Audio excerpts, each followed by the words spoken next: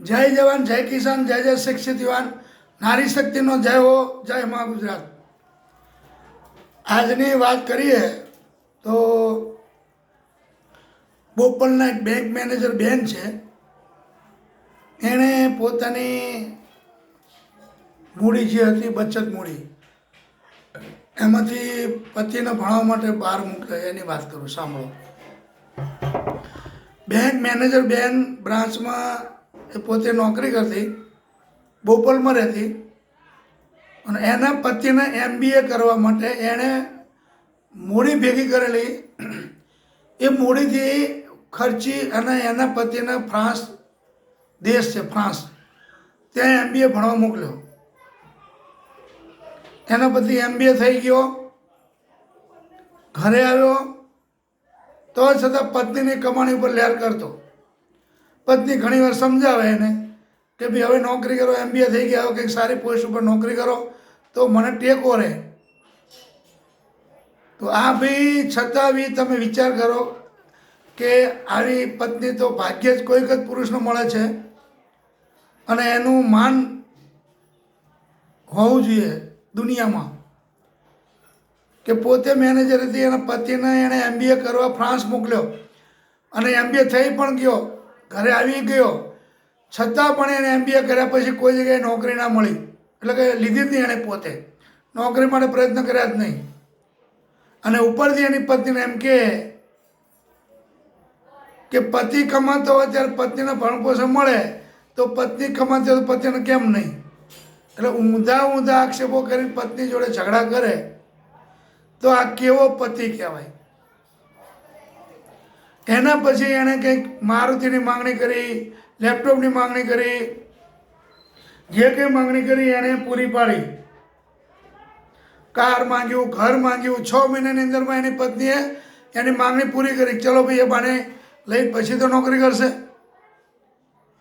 પણ આ ભાઈને શું હતું, પત્નીના પગારથી જ લહેર કરવાની હતી। એટલે આવા પણ દુનિયામાં પડ્યા છે। આટલી મદદ કરતી જો પત્નીને તમે આટલી હેલ્પ ના કરો તો તમારા જેવો નીચ માણસ કોઈ નહીં। છેલ્લે આ પત્નીએ કંટાળી હારી, એને બેબી હતી 8 વર્ષની, તો એને ઘરની અંદર કંકાસની અસર બેબી ઉપર કેટલી પડે? કોઈ પણ જગ્યાએ બાળકો હોય ને, હાજરીમાં તમે બબાલ કરો, મારઝૂડ કરો કે ગાળો બોલો, એ બાળક ઉપર 100% અસર પડે। તમારી બાળકની જોડે તમારી કોઈ વેલ્યુ ના રહે। તો આવું કેમ કરો એ જ ખબર નહીં પડતી। પત્ની સપોર્ટ કરે છે તો તમે એ રીતે તમે સપોર્ટ કર્યા પછી તો કંઈક કરો। આટલો બધો તમને સપોર્ટ કર્યો તો આવા કેટલા માણસો દુનિયામાં છે? આમાં આ કેસ જુઓ ને તમે તો આ જોઈને સમજવાની જરૂર છે કે એના મા બાપે કેટલા સંસ્કાર આપ્યા છે આ બેનને, કે બેંક મેનેજરમાં રહ્યા પછી એને જે કંઈ મૂડી ભેગી કરેલી એ એના પતિને MBA કરવા માટે ફ્રાન્સ મોકલ્યો, અને MBA કરીને આવી પણ ગયો। તો આને શું ગણવું અને એના પતિને શું ગણવું? એના મા બાપે એને કોઈ એવો સંસ્કાર જ નહીં આપ્યો હોય એવું થયું કે પછી આને દેવી ગણવી? આપણે જો બોલીએ છીએ કે જય જવાન જય કિસાન જય જય શિક્ષિત યુવાન, નારી શક્તિનો જય હો જય મા ગુજરાત। આ નારી શક્તિ એ છે। નારી ઘણા એમ કે નારી એટલે કોણ? પગની પાની બુદ્ધિ હોય, પગની પાની નહીં હોતી, પણ સમજવામાં ભૂલ કરો તમે। આટલો ખર્ચો કરીને તમને ભણાવીને તમે એક નોકરી હારી ના મળી શકો અને નોકરી ના કરી શકો તો ભાઈ તમને જીવનનો અધિકાર જ નહીં, ધિક્કાર છે તમને। છતાં એ બેને 181 નંબર ફોન કરી અને એને મહિલાના દ્વારા એને બોલાવી અને એને સમજાવ્યો।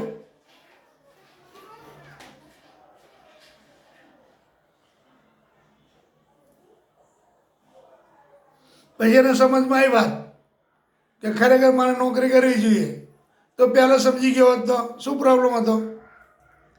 એટલે આવા તો પેપરમાં ઘણા કિસ્સા આવે, પણ આ સમજવા જેવી બાબત છે કે બધી જગ્યાએ જો બહેન આ રીતનો સપોર્ટ કરતા હોય પત્ની, તો પુરુષે આ રીતે સપોર્ટ કરવો જોઈએ।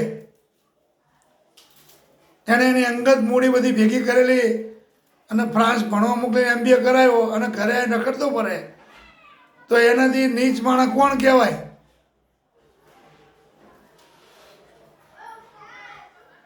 તો જે કોઈ હોય ભાઈઓ, તમને આ રીતે કોઈ પણ જગ્યાએ સપોર્ટ મળતો હોય તો પૂરી કોશિશ કરી ભણી અને આગળ અભ્યાસ કરવો. પછી એને જે કંઈ સપોર્ટ કર્યો હોય એ પ્રમાણે અભ્યાસ કરીને સારી નોકરી મેળવી અને ઘરમાં સપોર્ટ કરવો.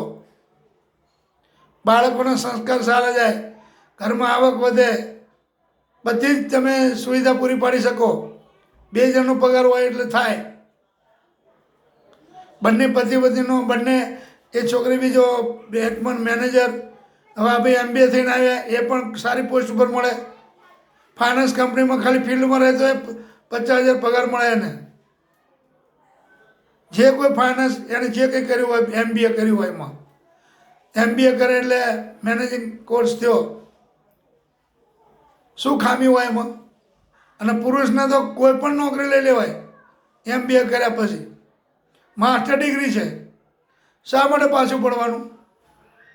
પૈસો જ કમાવો છે ને ખોટું ક્યાં કમાવો? મહેનતના પૈસા કરવા. આપણે ખોટા તો કમાવાની, કોઈ લાંચ લેવી નથી, કોઈનું ખોટું કરવું નથી. મહેનતના પૈસા કમાવો. તો આવા પણ પુરુષો પડ્યા દુનિયામાં.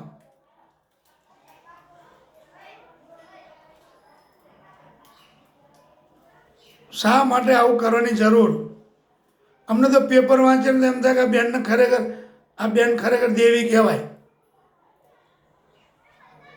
કે એણે પોતે પોતાની બચતમાંથી એના પતિને આટલો ભણાવ્યો, ફ્રાન્સ મોકલ્યો, MBA થઈને આવ્યો, અને તોય રખડતો ફરે કે મારે નથી નોકરી કરવી, તારે પગારમાંથી મારે ખાવું છે, મજા કરવી. આવું કેવું? એને પોતાના બાઇક લઈ આપ્યું, મારુતિ લઈ આપી, લેપટોપ લઈ આપ્યું, ઘર લઈ આપ્યું 6 મહિનાની અંદરમાં, અને તોય આવા નાટકો કરે. ભાઈ નસીબ સારા છે, આવી પત્ની મળી તને, અને સપોર્ટ કર.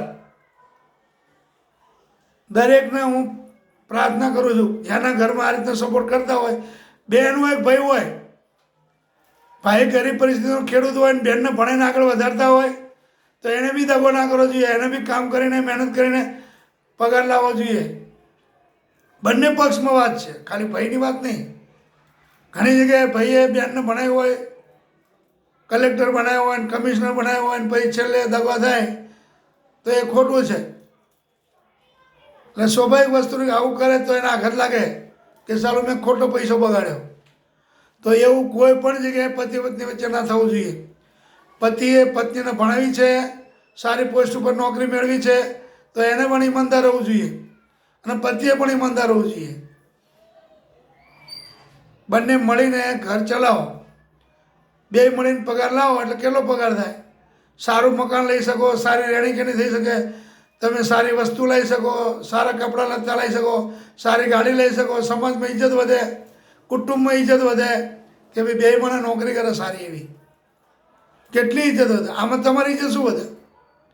આમાં બેનની ઇજ્જત વધતી જાય, તમારી ઘટતી જાય. તમારી પોતાની ઇજ્જત વધારો, બંને મળી અને આગળ વધો. એવી રીતે દરેક જગ્યાએ, દરેક પોસ્ટમાં બંને પતિ પત્ની મળી અને આગળ સારી નોકરી અથવા ધંધો સારો જોઈન્ટ કરો, એવું કામ કરો તો તમને કોઈ મોંઘવારી નહીં નડે, કોઈ મંદી પણ નહીં નડે. સરકારી નોકરીમાં એ સરકારી નોકરી નહીં કહેતા સરકારના જમાઈ, ખાવા પીને મજા કરો, દર શનિ રજા, દર રાષ્ટ્રીય તહેવારોમાં રજા, 6 મહિના થાય મહિનામાં, 12 મહિનામાં 6 મહિના જ ભણાવવાનું કે 6 મહિના તમારે સરકારી નોકરી કરો ને 6 મહિના ઘરે. શું ખામી રહે? શનિ રજા આવે ને શુક્ર કોઈ તહેવાર આગળ ગુરુવારની રજા મૂકી દો, ગુરુવાર શુક્રવાર શનિ રવિવાર એ ફેમિલી સાથે નીકળી જાઓ ફરવા. તમારે CL BL DL તો બધું મળતું જ હોય. કેવી મજા આવે જીવવાની? 2 જણ સારી નોકરી કરતા હોય તો એ કરો. અને દરેક ભાઈ બહેનોને વિનંતી કરું છું કે એકબીજા સપોર્ટ કરીને આગળ વધો, સારી નોકરી કરો, સારું મકાન ખરીદો અને સારી રીતે જીવો, સારું ખાવા પીવાની મજા કરો. લીલા શાકભાજી ખાઓ, કાજુ બદામ ખાઓ, બાળકોને ખવડાવો, તમે પણ ખાઓ, બીમારી ભગાડો અને લહેરથી રહો. જય જવાન, જય કિસાન, જય જય શિક્ષિત યુવાન, નારી શક્તિનો જય હો, જય મા ગુજરાત.